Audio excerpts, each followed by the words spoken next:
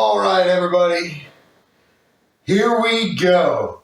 For me personally, this has been 4 months in the making. We have worked hard. We have just mental stress, all of that. Back in November, when I became president of the EFMLS, I had this concept because I've been through all these different clubs and all these different entities and organizations and all of that. And it was like, you know what? They're all based on the same stuff.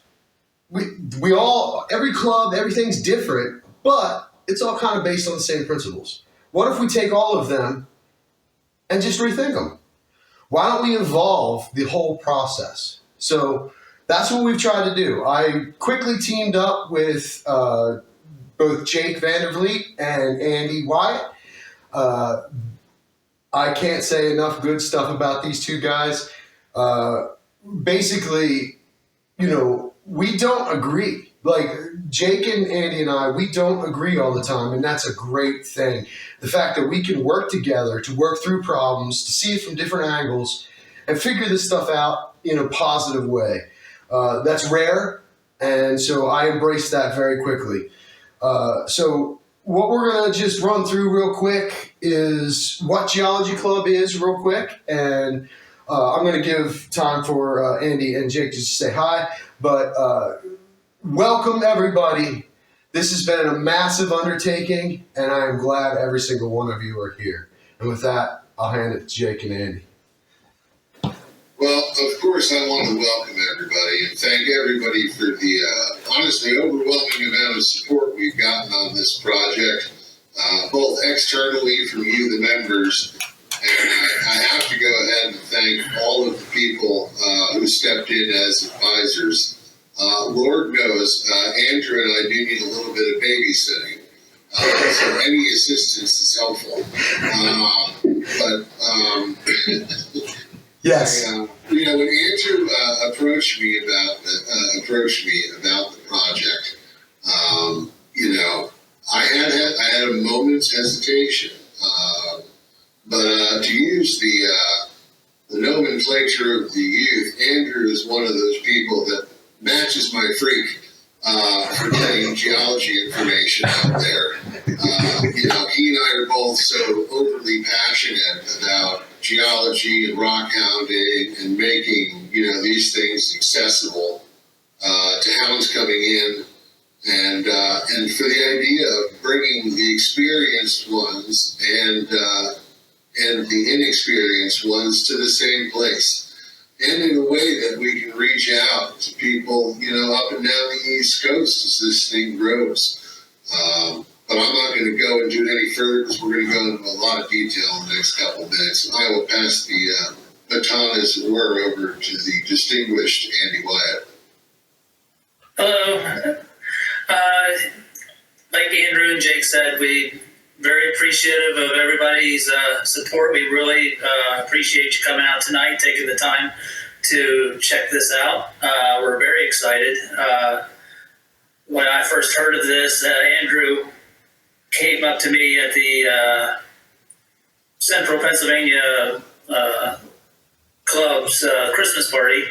Says, I can't say anything right now in front of anybody, but we're just super excited. We want you to be part of this. And then, over the months with messaging back and forth and Zoom meetings, and we've accomplished a good bit, and we're excited to get started with it.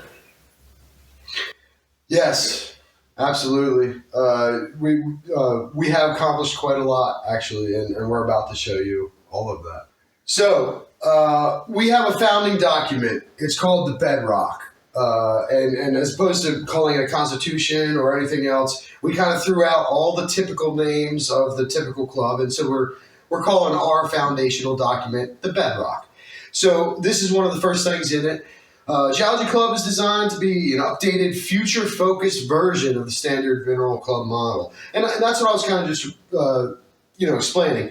We're really just here to see what we can do new, see what we can do different, see what can change based on current trends and what is happening now, as opposed to, a lot of these, a lot of things are based on older, models of things. So let's see what can change, and let's explore that all together and grow the community while we do that. But maintain educational focus. So, let's move on. Yeah, I just want to reiterate Okay. what Andrew said, and to many points. But the idea is to build something that can grow. This is an evolutionary club. This is the next step to addressing the massive influx of rockhounds coming in through Facebook and the internet, and to offer an alternative that is truly accessible. A lot of us are multi-club members, and you just can't make it to all the meetings. And it's hard to get to some of the information. So, Geology Club is here to grow and here to be here for the rock hounding community. We'll bump to the next slide. Andy, you got anything to toss in there?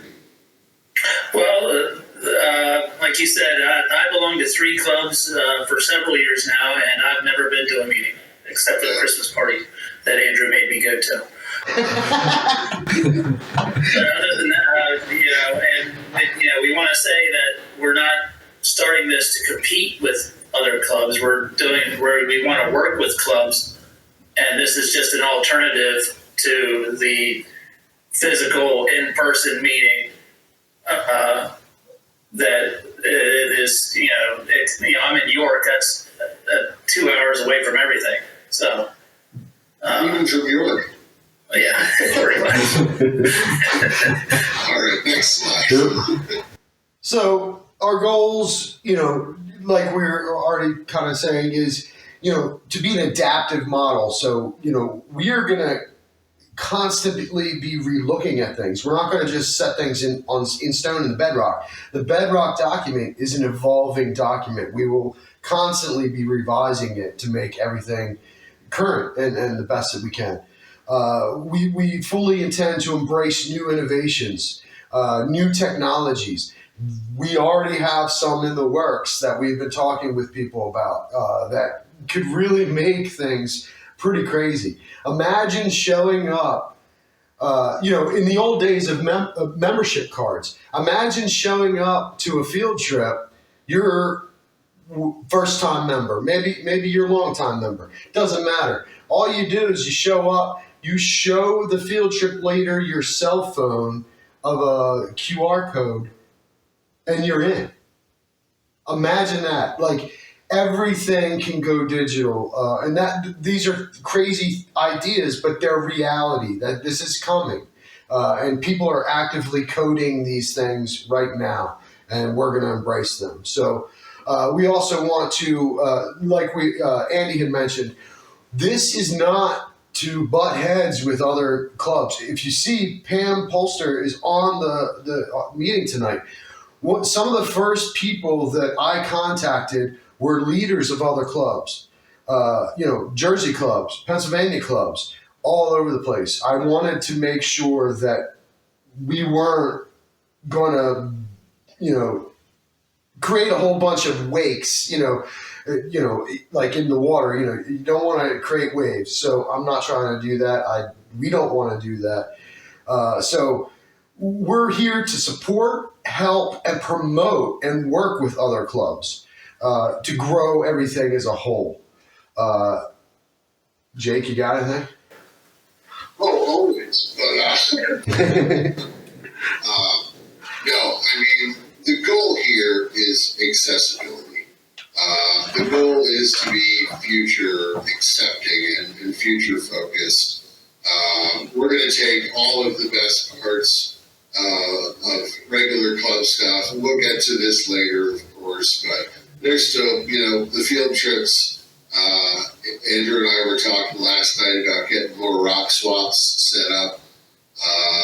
So it will be, we meet here together, but we also come together out in the field.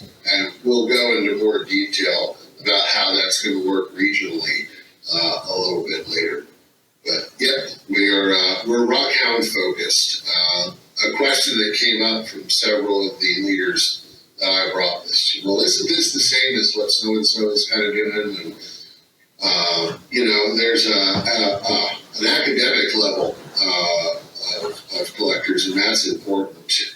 But we're here to help bring the people up and through, to be approachable, and to be a place where it's a safe and comfortable place to ask questions, no matter your level of understanding and knowledge. We've got a great collection, even in the room right now, of old and experienced and wise rockhounds and educators. And we've got a lot of new faces as well. I know who you all are. So this will be, our goal is to be a community and a place for accessible education. I'll shut up now.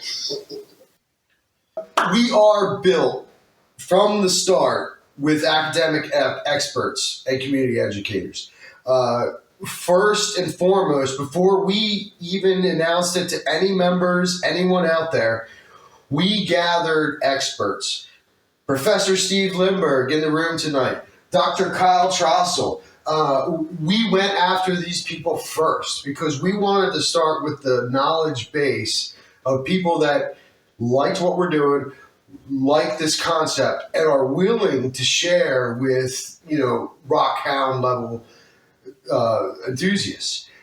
So what we were, we're going to use them not just for meetings, but we're about to show you a couple unique things that we have planned for this club to utilize these experts in ways they really haven't utilized before, except for in a university classroom setting. So we want to hold special sessions. So this is a Zoom meeting, but what we want is you, all of you members, submit to us some area that you are interested in and want to know more about.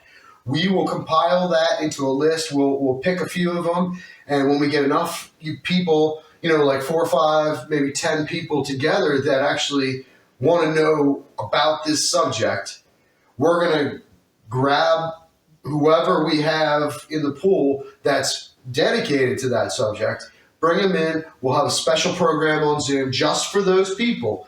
Now, this is specifically so that, we don't have 70 people on a Zoom, half of them don't care, whatever. We want to make sure that, when these professors, these doctors, all that, give us the time, their time is important. But when they give us this time to teach us, all the people involved want to know it and are engaged. So it's a two-way street. We want you all to tell us what you want. We want the doctors and the professors to be able to enjoy the experience. So we want to hear from you about everything. What would you like to know? So New Geology Club at gmail.com. Just send us an email, whatever topic you have. Quite personally, I'm all for the structural geology. I've used that as an example through this whole thing. Professor Steve Lindberg and I talk about structural geology all the time. I find it fascinating. Most people don't. But if that's something that you enjoy, send me a line. We'll get it set up. We'll have Professor Lindberg come on and we'll talk about it. But if it's crystals, if it's whatever, we'll figure it out. We'll do it. Hey, listen, we're already reacting to what you're asking for. I threw that little quiz or that little poll up on Facebook, and I heard you guys loud and clear. You wanted fossils. So I reached out to, now Andrew, help me with Dean's last name. Rocco will be gracing us in May. I think it is May, yeah. So next we'll go to that. May is Dean. And Dean's going to give a talk on regional fossils for you guys. I heard you loud and clear. So we reached out to somebody who could handle that topic, and there was enough interest that it made sense to do it for the general topic. Listen, everyone's got their little angle. Andrew likes structural geology. Fossils aren't really my thing, but I know there are a lot of people's things. We're going to have Ron Slotto on next month, and he's going to go and give us a nice long talk on the Brookdale and the Southwest Chester mines at Pickering Valley Golf Course, and that's up my alley. There's going to be a little something for everybody at any given point here in the club. And again, like Andrew said, drop us an email, and you can always message any of us directly too. We'll answer. I'm always a little slow to respond. Just give me a while. I'll get there. But yeah, we want to hear from you guys. This is your club. As much as we're leading it, we're nothing without you guys attending and showing up. So. And along those lines, our next slide here talks about engaging you all. So we are, we want this thing to grow. So we are putting things back into your hands as well. So with the VUGs. So just like in bedrock, you have a little opening in the rock and beautiful crystals grow. So we want to embrace that.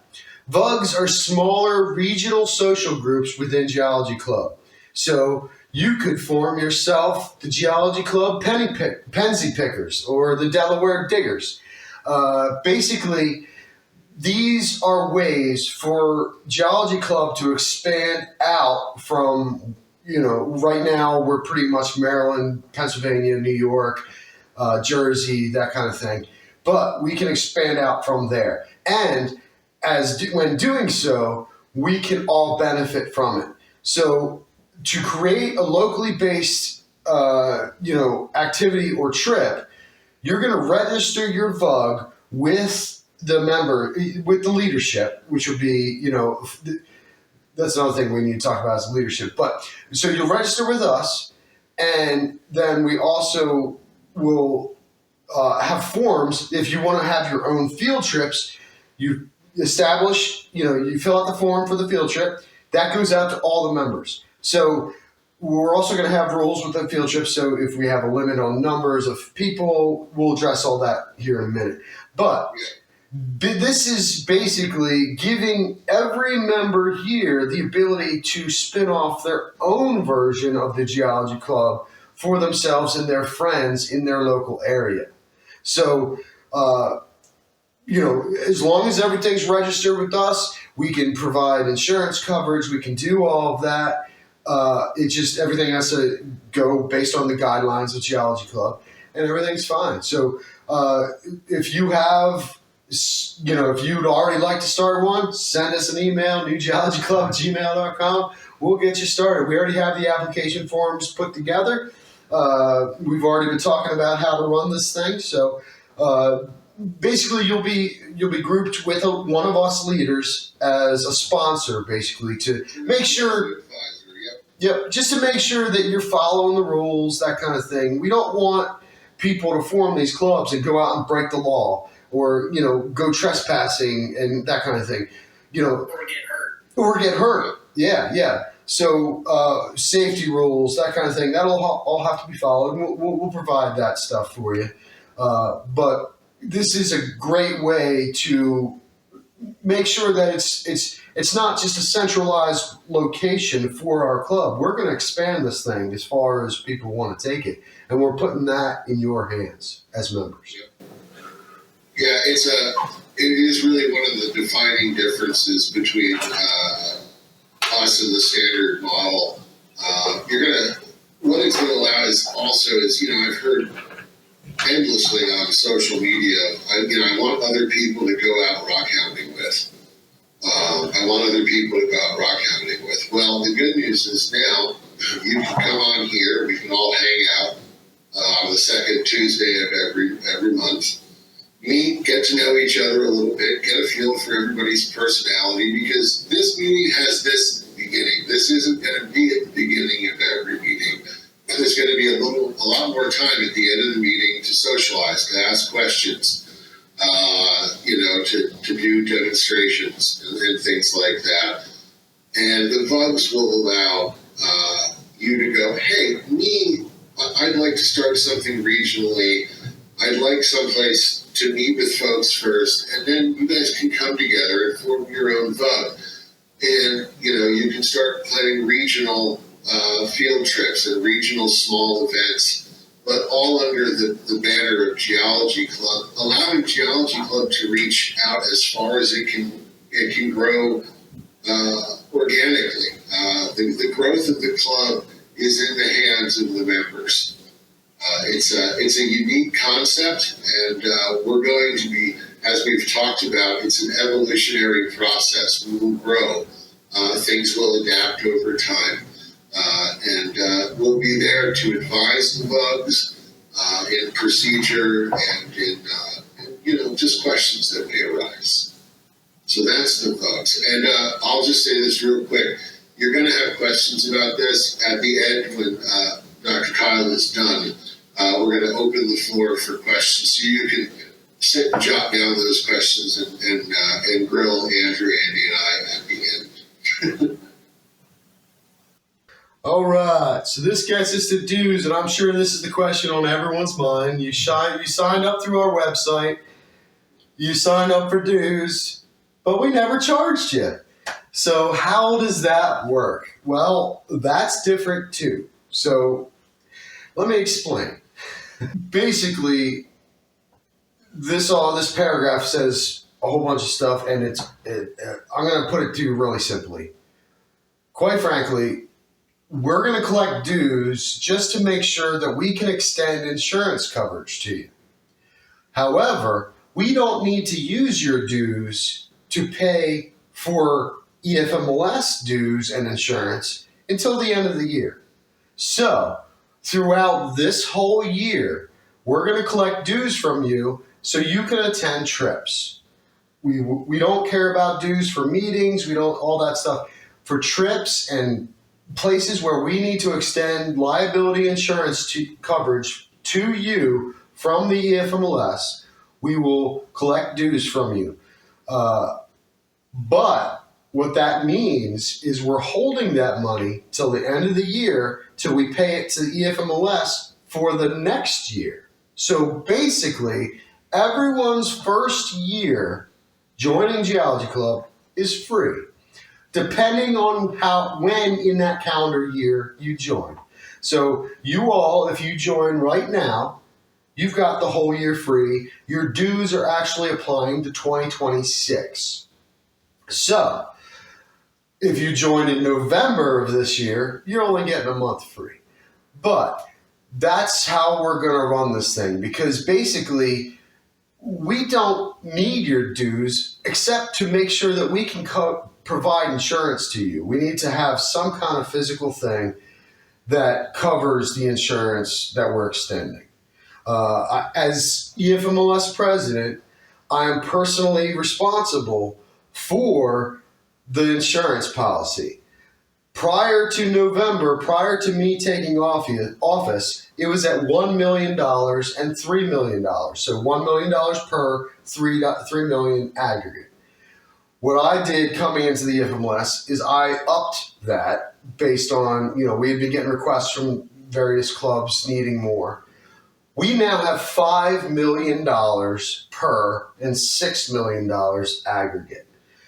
I can't just extend that coverage to everyone without receiving some kind of dues for that in the first place. So basically, these dues are going to work differently than most other clubs. You pay your dues, you're a member for that year.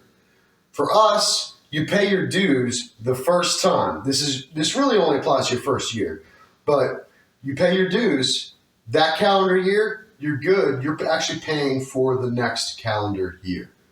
So I hope that's not too confusing. Some people have gotten confusing about that, but the remaining funds, so we are going to collect $10 for single, $20 for family. That covers us for a little bit extra for basically transaction fees, because there are transaction fees and stuff for us to send the money, that kind of thing. But whatever's left over, we're going to use, one, because of our massive interest. 70 people or more have signed up for this club. That's kind of nerve-wracking. So we are actively on the process of applying for 501c3 status. That costs money. It costs a lot of money, actually. So we're going to try to offset some of my out-of-pocket costs or our out-of-pocket costs with some of that at the end of the year. Other than that, it'll go for funding events, funding trips, because not all field trips are free. Sometimes the property owner does require, $5, $10, each member to get in. Those kind of things will still happen, but if we can build up a little bit of, positive treasury, we'll use that to supplement for the members to get in without having to pay. So we will use the funds as best we can to benefit all of you and not just keep in a treasury where no one can touch. Because quite frankly, I've been in so many clubs with treasuries that are huge and no one wants to spend any money. I've seen the numbers. Sometimes it's a little ridiculous. So, but yeah, once money starts coming in and all that stuff, we will make the books essentially available upon request for full transparency. We're not trying to hide anything. Everything will be documented and available for anyone to peruse who might be interested. Very transparency in this club is a very important thing to all of us. And that's not just to the budget. We'll discuss a little later on about how field trips are going to work, and that's going to be very transparent as well. But yeah, to Andrew's point, I'll just go to the next slide. So basically, how does this work? We're going to, after this meeting, tomorrow, whatever, we will send you instructions on how to pay the dues via a PayPal send money function. If you don't feel comfortable with that, we're going to ask you, if you come to your first field trip, just bring it in cash. We'll take care of it, simple as that. So we're going to send you a PayPal link. It's basically, until we get the 501c3 status, until we're officially nonprofit, I can't set it up through our website. We've tried basically connecting Geology 365 and geologyclub.org to PayPal requires a federal FEIN number. We don't have that until we're nonprofit. So this is how it'll just have to work. Until then, we're planning on having this up and running this year. But until then, we'll send you a link. You just send money via PayPal to our account. You're good to go. If not, bring cash. We're about to give you a whole list of field trips that you can bring that to. So that's how we'll handle it. I also accept $10 bills tied to a carrier pigeon's leg sent to my house. Hey, we do have the option of drone. We have drone delivery now, so If you want to send a fox with a small thing around its neck, I'll accept that. Also, a 10-pound bag of marbles is equivalent to $10. All right, here's the fun stuff. We're done with the procedural stuff. Actually, 1 second before you do go to the fun stuff. Stand by, go on. One thing that we did not put in the slides, Jake and I and Andy were on a meeting until 10:30 last night trying to figure out all the stuff that we want to tell you. We did leave one thing out. The overall leadership structure of this club. So the normal structure for every club out there is president, vice president, secretary, officers, directors, that kind of thing. We are doing that differently. That was the first thing that got thrown out. We are going to have 5 equal leaders. That's it. We're going to have 5 leaders. That way there's tiebreaker. Right now, we currently have 3. We realize that. But over the coming year, we already have 2 that we have in mind, but we are going to fill those 2 positions. We just know that the 3 of us, as I said in the first slide, Andy, Jake, and I can butt heads positively. So that's really what matters. We don't want to have leadership that doesn't work well together. So in the coming months, there will be 2 more leaders for this club. However, it's going to be a slow process. We just have to make sure that they're the right people, because this is all about doing it right and doing it for you. We don't want to do it wrong and have all kinds of drama. So that's really all I had to say was, we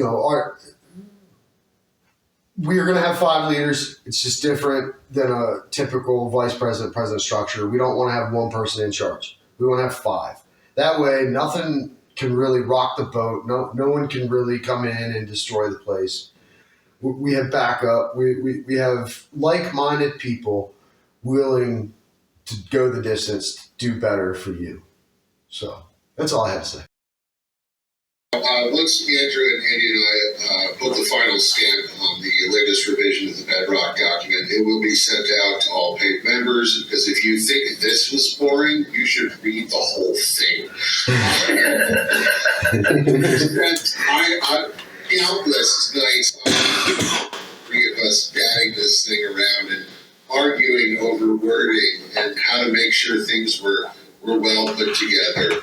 But the document will be made fully available to everybody. Absolutely. For perusal. Absolutely. On to the fun stuff? Fun stuff! Here we go! Fun stuff. Bigger logo. Field trips. Yeah, here we go. Let's talk about how field trips are going to work. All right, so, some quarry trips that have an attendance limit, some places that have an attendance limit. How do we deal with these things? So, basically, National Limestone, anyone can show up that. We can have 200 people walk in there, no problem. We've done 150 before. So what do we do with the 10-person limit? Well, we're going to try to make it so that when we have a limit, we have a sign up. The first however many will go the first time. The second however many will go the second time. We are trying to make it so that it's not just a one-off thing. If we have very big, enthusiasm or a lot of people that want to just be there, we're going to make sure they get there. We'll go to multiple things. So basically, beyond that, we're going to try to make it as fair as possible. If we even have to go to a lottery kind of thing where everyone has to get in on a lottery because it's only a one-time only thing, we'll have to do that. But that is a worst case scenario. We want to make sure that everyone can go that wants to go. So we'll run multiple trips as much as we possibly can. And that'll fill up the year as well, as opposed to having one trip a year or whatever. We plan on doing a lot. So don't worry if we have a limited engagement thing. We're going to do everything we can to get you in there. Here we go, everybody. We already have this all on the books. So, luckily, I was the very first person to call National Limestone this year, and I got the very first slot for everybody. Unfortunately, I couldn't get another slot until June 21st. So, our first field trip as a club will be with Central PA Rock and Mineral Club. We're going to do a joint club trip. However, I also got June 21st. That is us alone. We're going to have both quarries to ourselves. So that's pretty much exciting for me right off the bat because everyone loves, National Limestone is just a mecca for rockhounds in Pennsylvania. I would live on that property if Eric would let me. So other than that, April 12th, we've got Ron Sloto coming in to do the meeting presentation that week. So let's go to Pickering. Let's do it. So limit 20, that's a standard thing. We'll be going all year. Don't worry if you're not on the first 20. We'll be going back. The very next day, I'm going to be teaching the history of the Susquehanna and its fossils up at Montour Preserve. I did 2 of these classes last year. This is the first for this year. It's usually well attended. We also go out to the fossil pit after I do my little thing, and we collect fossils after that. And I also provide plaster trilobites for decorating for the kids. It's always fun. We just did that at the Rockstar Kids, and everyone loved it as well last weekend. Jake, you can say about the Orland. Yeah, okay, so most of these limit trips are trips I'm kind of running. Of course, anybody can go to Pickering. You'll notice some of these, I've limited the numbers because one of the things we're going to eventually eventually address on here is ethical rock hounding and understanding the terrain and the land and knowing the amount of abuse a certain area can take. The two trips I've got going on April 26th, and eventually I'll run one to the Wissahickon Valley Park to collect garnet. But Orland, I have a unhealthy obsession with goethite or goethite, depending on who you talk to. And there's very few places in the state better than the Orland collecting area in Sunny Brook Creek. So I've posted pictures up in Pennsylvania's Rockhound Haven of different pieces I've found, and once the email goes out, I'll send you guys some examples of what can be found there. You can find there have been at least one reported case of a large single milky quartz point found in that stream. I have seen with my eyes.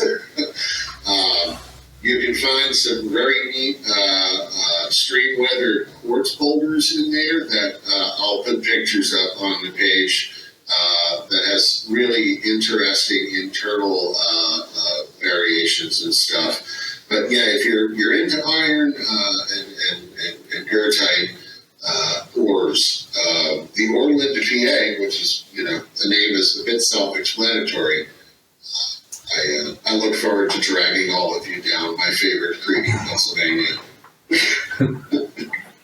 So May 17th, I believe we are actually having Dean Rucco as well, but we'll be doing the new Paris Quarry. That wasn't planned. No, that was totally. We just got the date from New Paris Quarry is run by Professor Steve Lindbergh. He is the one that lets us in there and takes us and shows us and teaches us about the place.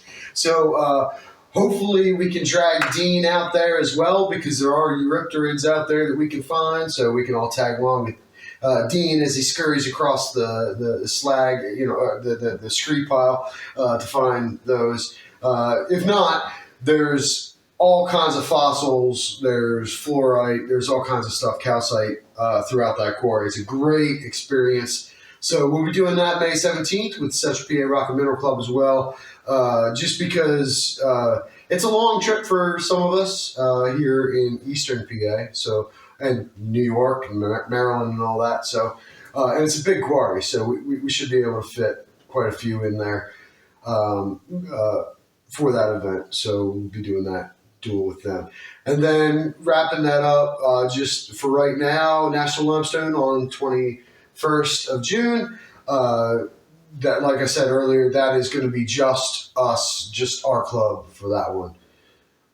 There's more on the way. In fact, we don't know an exact date yet, but Jake, why don't you take it over for that? Our good friend Pete Fountain has reached out to our contact at the Amish Amethyst Farm, and we are just waiting to hear back for what his exact dates he's turning over the field, and we should have. We are working on trying to do a Friday and Saturday dig so we can take more people. So those that, maybe couldn't make it on the Saturday could come on a Friday, depending on availability. I'm not saying it's worth taking the day off from work, but it's worth taking the day off from work for. It is. Yes. And it's a good time. It really is. You don't have to walk far. The terrain is easy. And it's a unique experience on a legitimate Amish farm.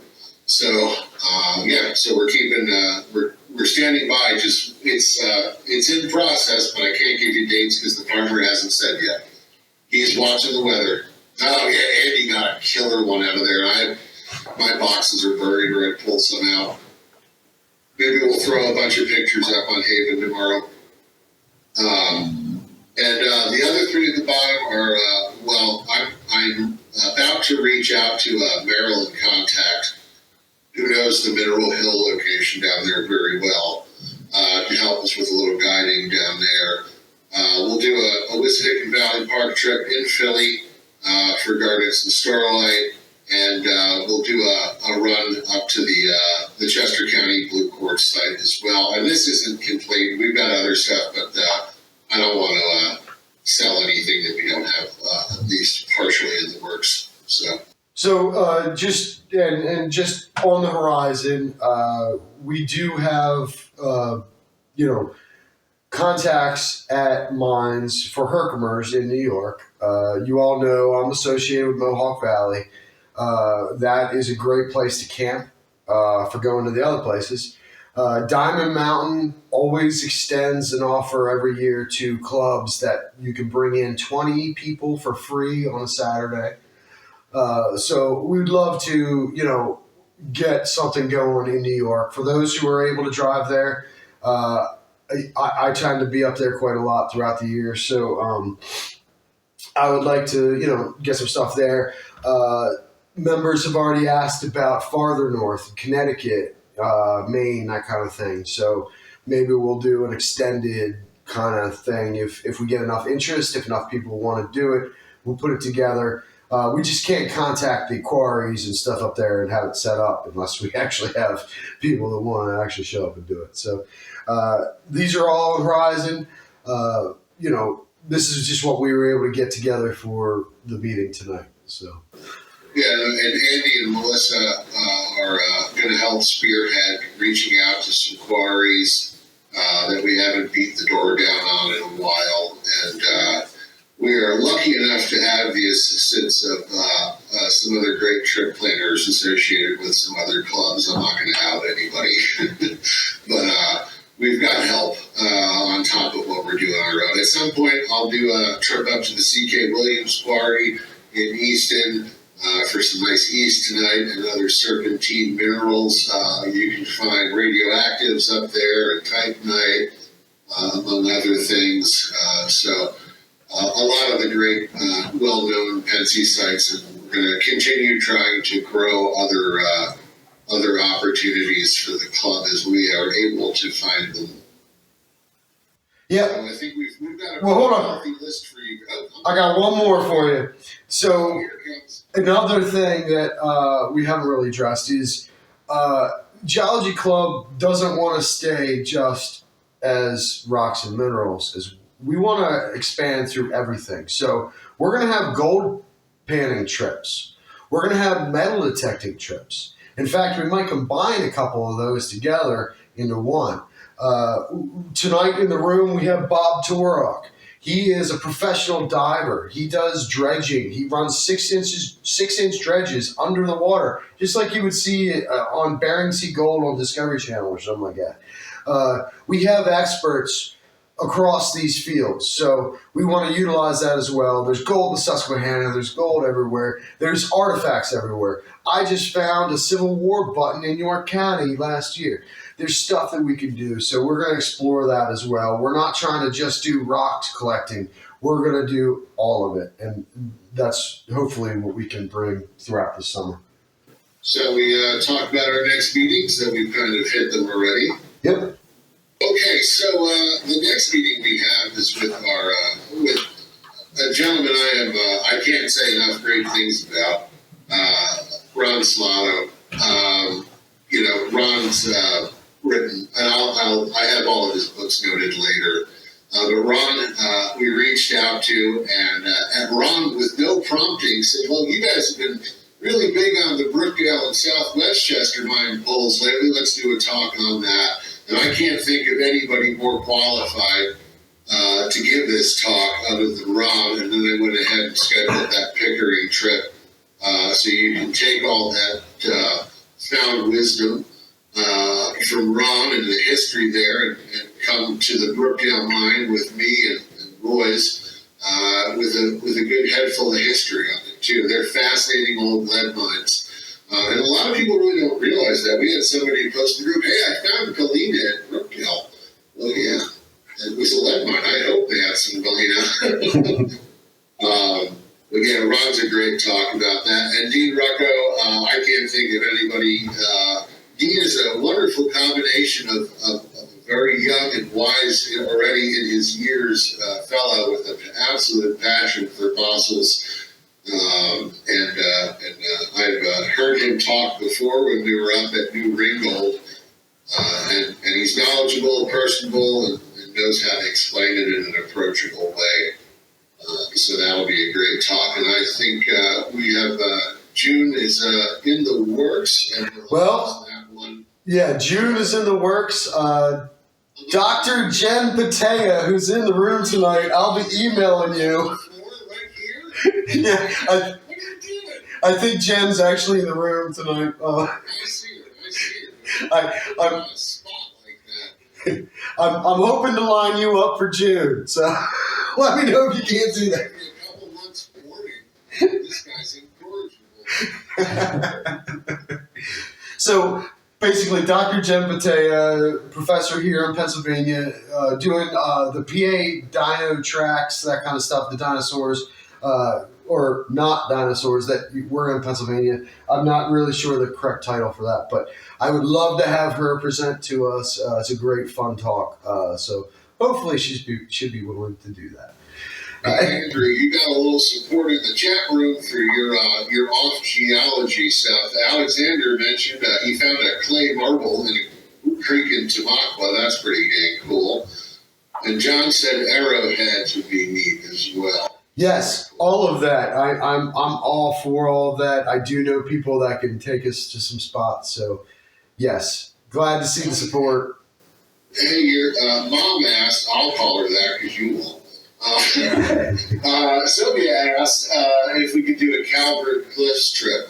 I'm trying to reach out to an expert down there. I have one email out to him and haven't heard back because I'm trying to line up a talk and then hopefully to talk them into maybe a walking tour down there maybe at the end of that same week.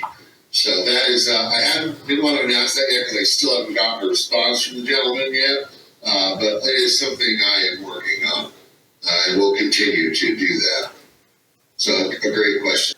All right. So this is where we thank all of you because it's been humbling, nerve-wracking, and quite amazing to have so many of you, over 70 people signed up through the Geology Club website.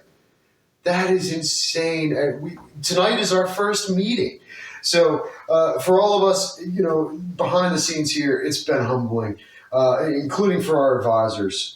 Because, I told you, we started with our advisors first and our professionals.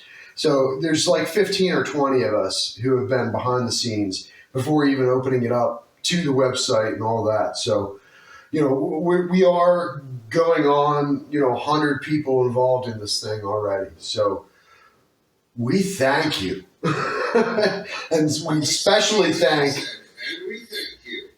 Yeah, and we especially thank our advisors who have been with us along for the ride. So. Absolutely. Anyone who's willing to put up with me and Andrew for more than 25 minutes is a friggin' saint. So, all right. And now we're doing we gotta call out the folks who are supporting us. Now, listen, if you support us and you're not listed in this, don't worry, we're gonna get to you.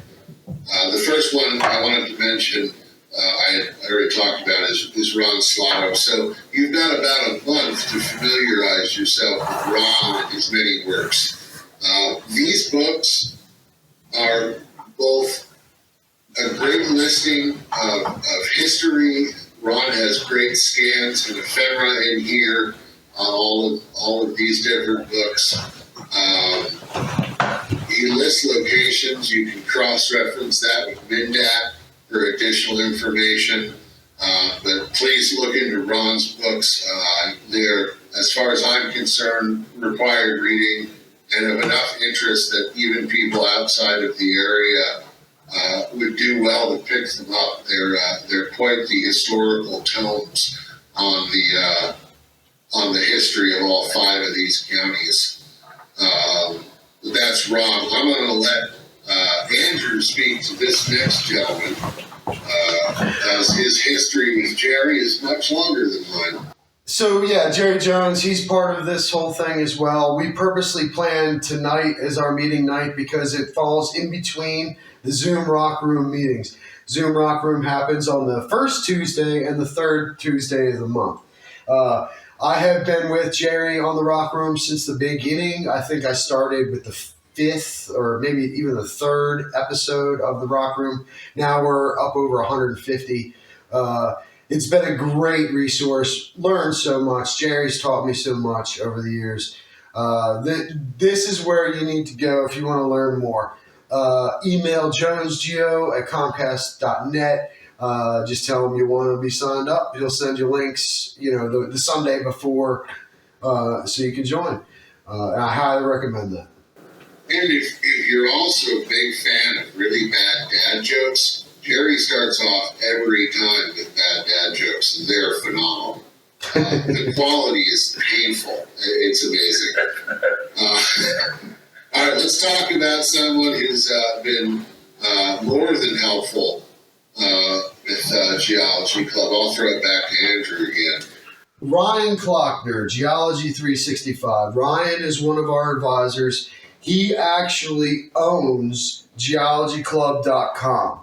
We got that site and the domain name from him. So Geology Club, Geology 365, we'd love to give a shout out to him.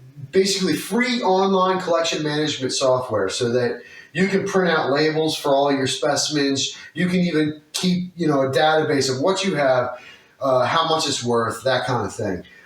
Great software. People have been using it. People love it.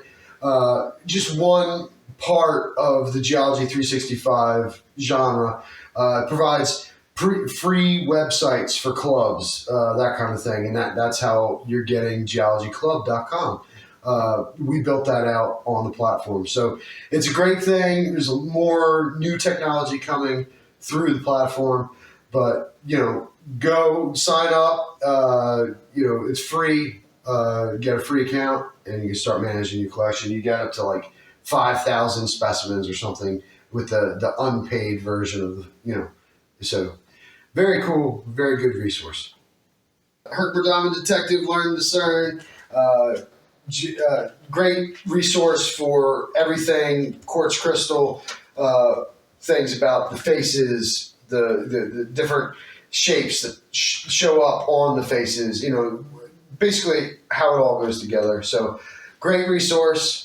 Got to throw it out to Jeannie. Great job, Jeannie.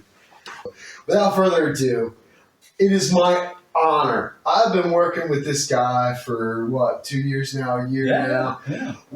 I was absolutely fascinated by when he first was on Rock Room. And I think you were on Rock Room, right? Yeah, I did talked a bit about calcite. Yeah, something. But just from the very start, I loved it. The stuff he does, I've got my own kit now that based on what he does, so I can do it in the field. Love it. Without further ado, Dr. Kyle Trostle. Hi, everybody. Thanks and thank you for having me be the first speaker for Geology Club.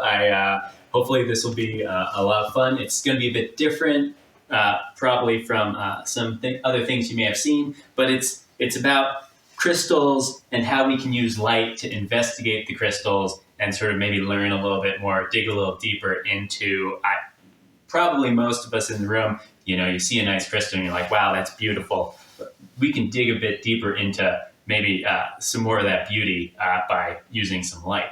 Basically, when you see a sort of a really nice crystal, like something like this, what you're noticing is actually some of the symmetry of our crystal. And that's something that our optics, our light interacting with our crystals, is also going to be able to explore and we can learn more about. So actually, if you go to that one. All right. Yeah. So just a couple big, nice crystals to show off the symmetry of a crystal. Here's a calcite. We're looking down a very specific direction, but you can see it's very triangular looking. Here's a garnet. It has sort of the classic garnet shapes. This is called a dodecahedron. You'll notice there's some symmetry going on there. Here's a chunk of phlogopite mica. you can see it has a very specific shape. You want to rub your belly? Huh? Want me to rub your belly? Hey Jay, can you mute Chuck? Here's a quartz crystal, and you can see, once again, very specific shapes. So, our symmetry that we see at our nice large crystals is because of the structure of our crystal and our optical properties of our crystal, how light interacts with them, is also going to be based on that structure. So what we can do is we can use the way light interacts with the crystal to figure out either what mineral it is, or possibly figure out how that mineral is oriented in space, if we already know what the mineral is. So the first thing we need to do is make a device called a polariscope. And that's going to allow us to simplify light so that we can use it to interact with our crystal and its crystal structure. So what we have here, this is just a light board. So you can buy these for tracing and other artistic sort of endeavors. What I'm going to bring in now is a linear polarizer. So if you have polarized sunglasses, this is actually the same material that your polarized sunglasses are made out of. What it's doing is it's limiting our light to only vibrate in one plane. So you can think of light as a wave, but it's a wave that's vibrating in all sorts of different directions simultaneously. This linear polarizer means it's only going to be vibrating in one direction. So if I bring in a second one of these guys, and I have it at this orientation, the same orientation as our first, it doesn't really change much. But as soon as I rotate it, you'll notice that all the light is being blocked out where our polarizers are crossed. So unless we have something in between our upper and lower polarizer in this orientation that can mess with our light, not really much of anything's going to happen. So just to show that off, here's a piece of glass, and it's very boring. It just stays dark. The blue you see around the outside is just painter's tape. This literally was a piece of a window glass, so it's sharp. Don't want to cut anybody. Now, I'm going to bring in a piece of muscovite mica instead, and you'll notice it's pretty different in its behavior. So we get all sorts of fun colors here. Instead, these are actually called interference colors. So the cool thing about our minerals is that their structure that I was talking about earlier, that you're kind of seeing when you see the symmetry of a crystal, that structure also messes with light as it travels through our crystals. All right, so some of the different fun properties we can look at using light in plane polarized light. So that's if we just have a linear polarizer set up like this, we can observe something called pleochroism, which is basically Greek for many colors. So this is a piece of synthetic emerald. You'll take a look here. It's got a nice blue color. All I have to do is rotate it in our plane polarized light, and it will turn bright yellow instead. So this has to do with light being absorbed differently in different directions as it travels through our crystal. It's a pretty trippy kind of thing. It's not a behavior you're probably necessarily expecting out of the material, but it's one of the ways we can identify an unknown substance. You'll also notice that it's a bit different, the pleochroism, in the different directions as we rotate the crystal. It's not quite exactly the same. That's telling us something about our crystal structure as well. So that was pleochroism. When we bring in our mineral and bring in our upper polarizer, and we rotate it, you'll get interference colors. So this is the structure of our mineral interacting with light. If I then add in another piece to our polariscope setup, this is simply a glass marble, and I bring it over top, you'll notice a pattern. That pattern is related to the symmetry of our crystal as well. In this case, our muscovite is biaxial, and you'll notice there are two little dark lines separating out from one another in this figure. All right, that's a fun thing we can do with muscovite.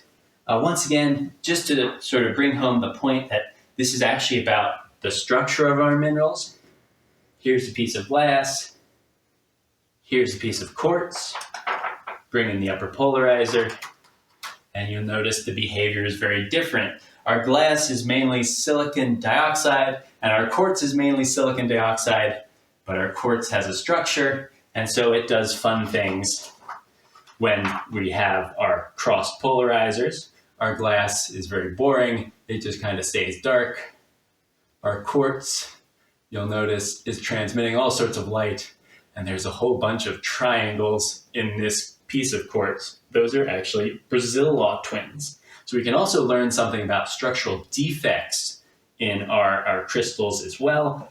This was important when quartz was used as an industrial material, because that piece of quartz would be very bad for making quartz oscillators for radios during sort of World War II era. So once again, I mentioned that with our minerals, we can figure out something about their orientation. This is a quartz sphere, and I put it in between. You'll notice that we get a pattern. Let's see if I can find it there. Aha, there's a little cross there. So what's going on there with our optics is actually we're looking down the C-axis of the crystal of quartz. So we're looking down sort of the pointy end of the quartz. So even though I no longer have any crystal clues here to figure out which way we're looking through our quartz, our optics can actually give us that answer now instead. So once again, if you're going in all sorts of different directions, you'll see this pattern, and we get back to where you're looking down on a cross with a dot, and that is the optic axis of quartz, which is our C crystallographic axis. All right, so I think those, well, I got one more. And once again, so what I wanted to do with sort of this is also sort of make things to explain different concepts used in optical mineralogy. We have here two different pieces of muscovite mica. I've oriented them appropriately so that they're actually interacting with one another in a destructive manner. We lost the color, didn't you? Oh yeah, dude, it's a little bright, isn't it? Oh, there you go. There we go. Yeah. Let's do that. There we go. But what you'll notice is the pattern we had before, we have for our two plates. Put them together, and you get sort of a crazy different pattern. This is from our minerals destructively interfering. So all we were doing here, if you actually want to go out to the wide. Oh, yep. Yeah. Thank you. Whoop. All right. So everything we're sort of doing here and talking about here, this isn't new. This is the latest in like 1840s technology. But as a geologist, you learn using a petrographic microscope. Now, most rocks have fairly small crystals. So you use this microscope along with a thin section in order to do sort of all of these techniques. But the fun thing is, and particularly if you're the folks who've gone and collect the nice big crystals, we can do everything at a much larger scale than, say, using this here microscope. Back in the day, we didn't have these nice big linear polarizers. This is actually sort of an artifact of people making LCD screens. You needed really large linear polarizers to make LCD screens work. And so they're available cheaply, so you don't have to rely on, the old-time polarizing light microscope, which is kind of an expensive thing. this entire setup you could get for under $100 if you want to investigate your crystals further using these techniques. But I want to show also just some of the other fun things sort of we can do looking at our mineral specimens. If you want to go to that one. Thank you. We call this the roof cam. So I'm gonna turn off the lights as well. Get this one as well. All right. So this is the roof. We're basically facing the ceiling now. yeah, so what you can see is right now, there's not too much going on. I don't have any minerals in my polariscope. We're doing the same thing. I just kind of wanted to make something that shows off those interference figures. With our polariscope here, the interference figures were kind of tiny, and they were probably a little harder to see with our setup. This is a lot more fun. So I'm going to put in muscovite mica. And so that's looking up at the ceiling. Hopefully you see this cool pattern of color and light. And that's the structure of our muscovite mica interacting with that light and allowing it to go through our polariscope. Once again, if I remove the muscovite, there's not really much of anything going on. If I bring the muscovite back in, all sorts of crazy fun colors. Also, this allows me to rotate the muscovite, and you can see how the interference figure changes as we rotate the muscovite. This is exactly what you do with that polarizing light microscope if you were trying to identify your mineral specimen. All right, muscovite out. Let's go with phlogopite. So our muscovite there is something called biaxial. Our phlogopite here is conveniently another big class of crystal. Our phlogopite is uniaxial. And I'll actually rotate this, but it's not going to do much of anything. Well, other than me flipping it a little bit. But so these are two big different groups of symmetries. Our uniaxial minerals are things like quartz. Our biaxial minerals are things with lower levels of symmetry. And next up here, I've actually got quartz. Quartz gets a unique optical property called optical activity. It's going to generate a uniaxial figure, but with a special twist. It has this nice green dot in the center. What's going on there is the optical activity of quartz. So quartz has this cool spiral staircase in its structure, and it causes the light to spin either to the left or the right. I don't know, this is one of the more interesting ways to identify quartz is if you have a thicker piece of quartz, you'll get this nice interference figure. Once again, if I rotate this, it doesn't really do much of anything other than, oh, you can tell I was a little off axis when I cut it because it wobbled slightly. I need to get better at slicing things.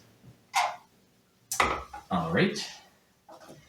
And then last but not least, we've got our muscovite plates again, and we're going to have them do the interference, sort of like we showed on the smaller polariscope before. Here they are. We've got two muscovite plates and they're lined up. But let me change the orientation here a little bit. But now what I'm going to do is have them interfere destructively with one another. Right now they're adding. Let's make them subtract from one another.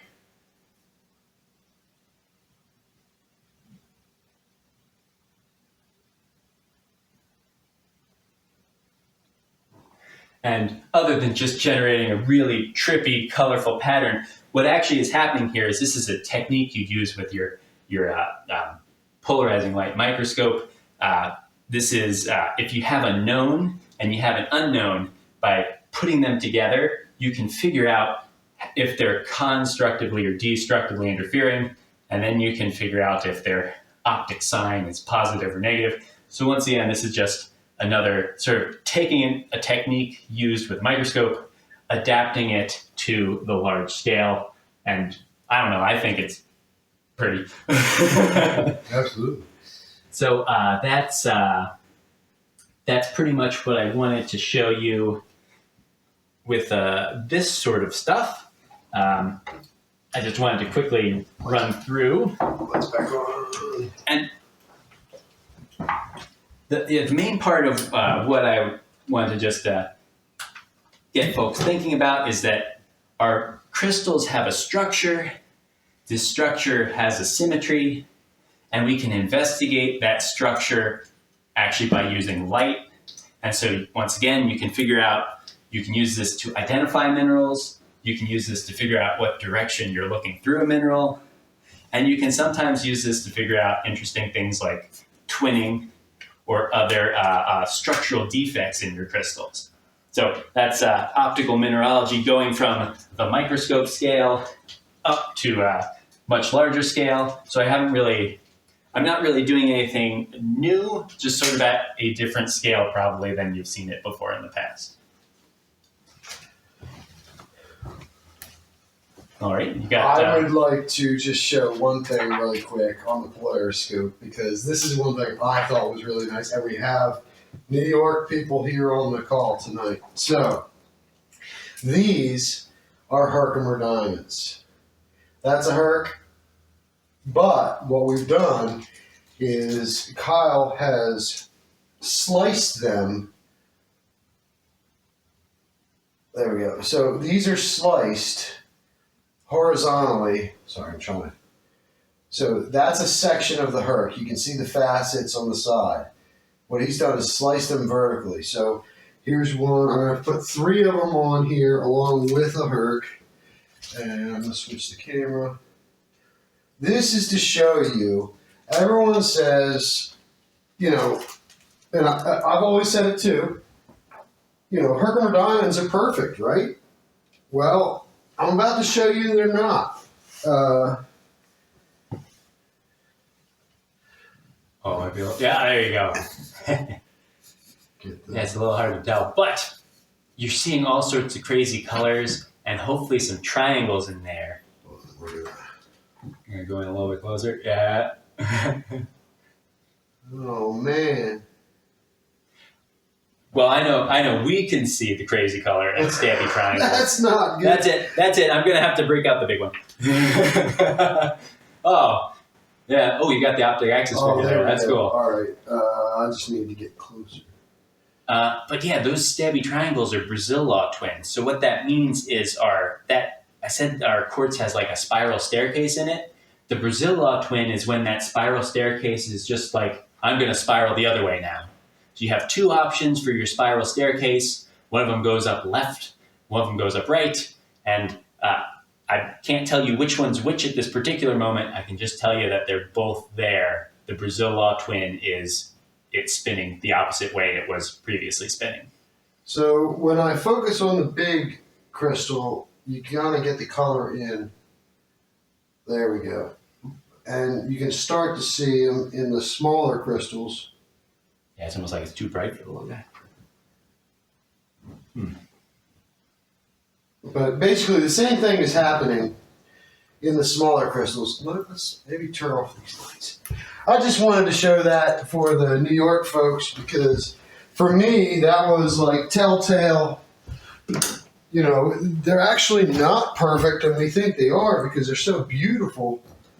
But yeah, there we go. That's a little better. You can see it. That's wild.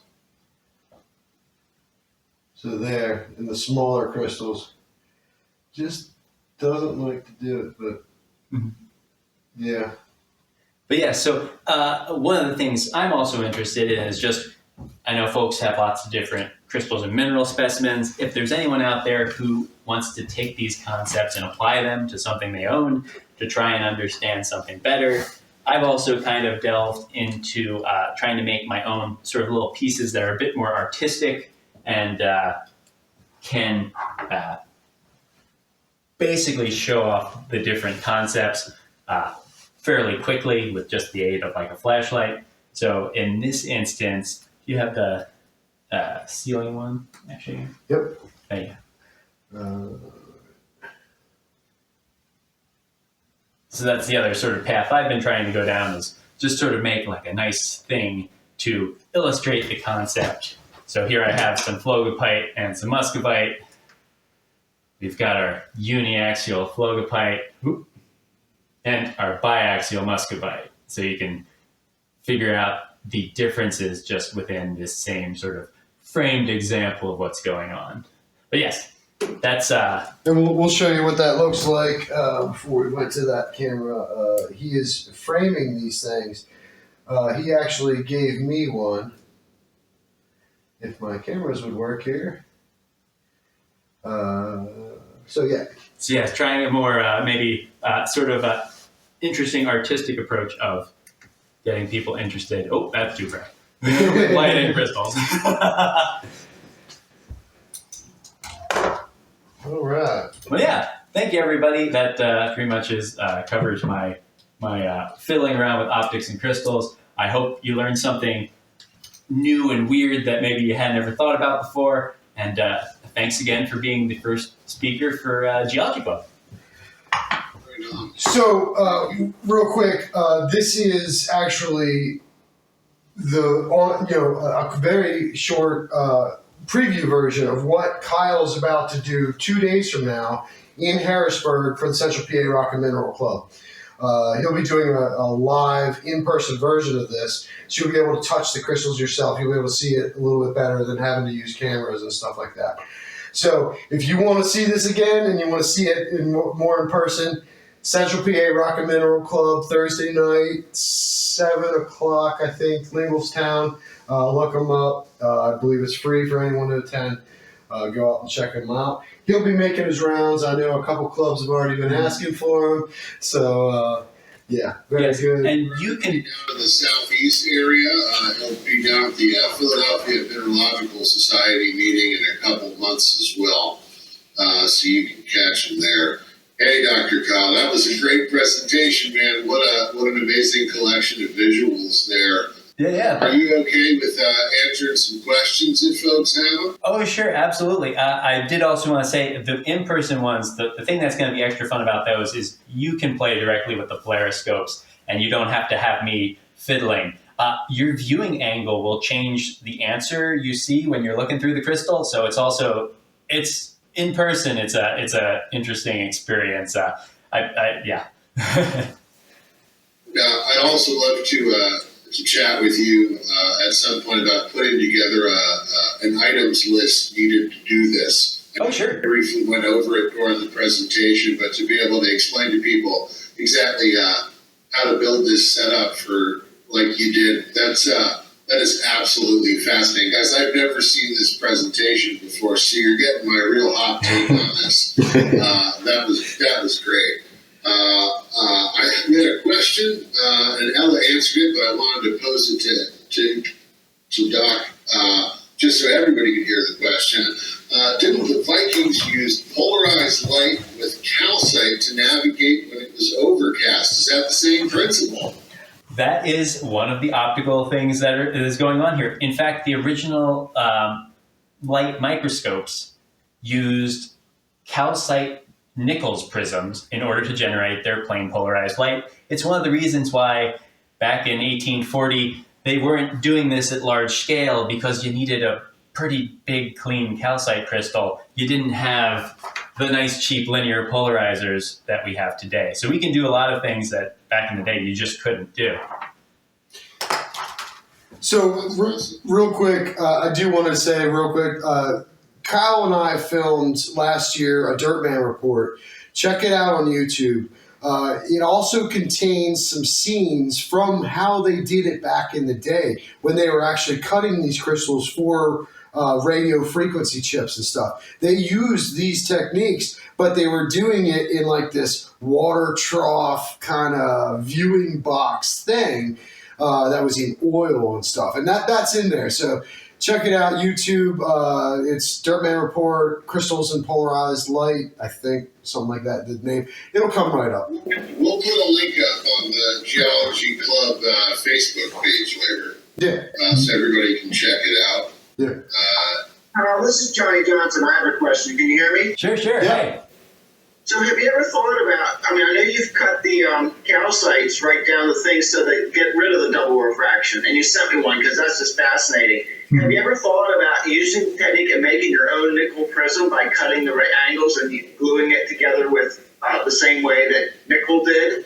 That In your a modern, a 200-year-old modern thing, the way they did it, and then use that in these polarimeter demonstrations. So the difficulty with calcite is that it is kind of a pain to cut. And so to make a big enough one, I think would be quite a challenge. Given my fiddling with calcite in the past, it definitely is an interesting idea to try out. But the other problem is I haven't been able to find exactly the right angles. It's a little bit vague out there in the literature of what exactly is the right angle for me to cut my calcite to make my own Nichols prism. But that's a great question. Yes, that's a fun. I mean, calcite is so very interesting and complicated too. Like quartz and calcite, you could have I could yammer about for a long time. It's that Gil. John Martin says it's me. I really treasure that specimen you sent me that's cut across the axis. Oh yeah, I'm glad you appreciate that. Yes, I've been having fun trying to cut some more. Does anybody else have some questions? Go ahead, feel free to unmute and go ahead and say it if you have a question. Yeah, Dr. Kyle, I'll read you one. Thank you very much. This is completely new for me. It's great. Thank you. Absolutely, yeah. I definitely thought, with doing the stuff with the microscope, it's interesting. It's one of the most interesting things I ever learned. And then just bringing it up to scale, I think it's just you can reach more people and sort of see something about the world just a bit different than you're used to. Yeah. I'm going to read a comment here real quick from Ella. Kyle showed, and I'm probably going to pronounce this wrong as I generally do. Kyle showed pleocrism. Pleocroism, yeah. Thank you. The change in color with rotation. A dicteroscope, correct me on that, is a tool used to enable us to see two colors at a time through a crystal. And they were originally made with calcite crystals. If you have clear calcite at home, run it over the words in a book to see the doubling in action. So there's a fun little at-home project for everybody to mess with for some optical effects there. Guy-croscope. Thank you, Ella. She just gave me the written pronunciation. A bit of the these things. Small letters and big letters and crayons are helpful for me.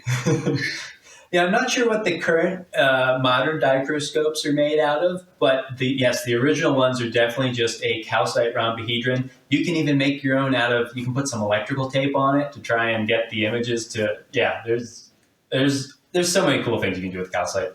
All right, if anyone else have a question? No? All right. Well, listen, Dr. Kyle, I got a question for you. Sure. On the spot here a little bit.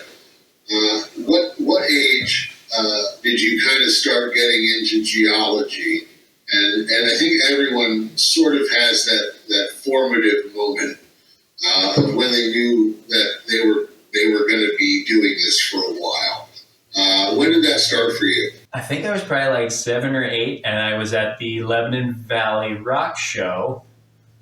And someone gave me a free calcite crystal. Yeah. So, calcite. I love that because we all know how big of a fan I am of giving out free rocks and how important that is to starting people down the road to geology addiction. Because it'll stay with you for life. All right, Dr. Kyle. One more question from me. What is your favorite rock in your collection? Favorite rock in the collection? I know this is hard. That is hard. Choose one. I think, I end up hurting a lot of the rocks in my collection to make the fun little optical things. So I don't know. I like the. I actually really like this Flogopite. It's just about as perfect as you could possibly get. You know, it's bland. It's not super flashy, but it's about as perfect as you're gonna get. That's awesome. That's a professor for not professor.